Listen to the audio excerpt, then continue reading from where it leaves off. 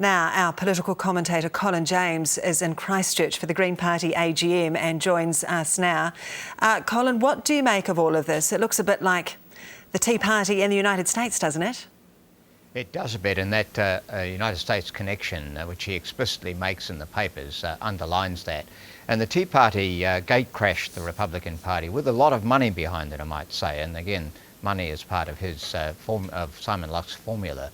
And then initially gained some ground off the Democrats, but then in the last election in 2012 actually caused problems for the Republican Party, both at the presidential level and the congressional level. So that's an interesting dimension to bring into New Zealand politics.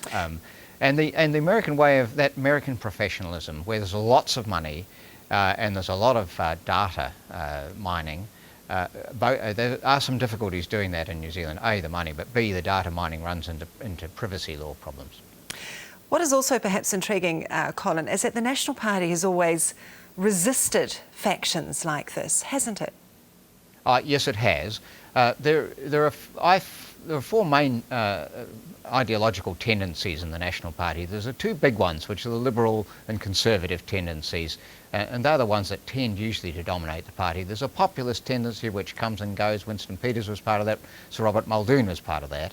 And then there's a libertarian tendency, which again rises and falls, and Don Brash was part of that, and Ruth Richardson was part of that, and Simon Lusk very clearly is in that tendency. But at the moment, I would say that tendency is a relatively small party, as John Key said, a relatively small part of the party as a whole. The Herald suggests this is the beginning, if you like, of the battle over what direction National might take after John Key. What do you make of that?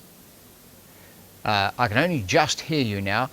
There certainly is going to be a battle for the leadership after John Key goes. That's not going to be before the election, the next election, and there are people lining up. Is it an ideological battle or is it a personal battle? I think we're likely to see personality and ability to do the job rather more than an attempt to change the party radically.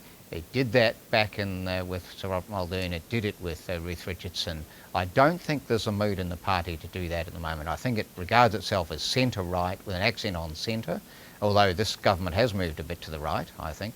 But it's not going to go all the way to the right, and I don't think that'll be the dominating factor when the post-Key leadership battle is fought. And I think we're some way off yet anyway. But Simon Lusk, people keep telling me that he's a minor figure rather than a major figure, but minor figures can be disruptive. And it was the case 2 years ago, for instance, when, led by Cameron Slater's blog, there was an attempt to unseat Peter Goodfellow as president for not being professional enough, for not raising enough money. So it can have an effect. And we saw it on the opposite side last year with left-wing blogs leading the charge against David Shearer at the time of the Labour Party conference. So it can be quite disruptive. Indeed. Colin James in Christchurch, thank you.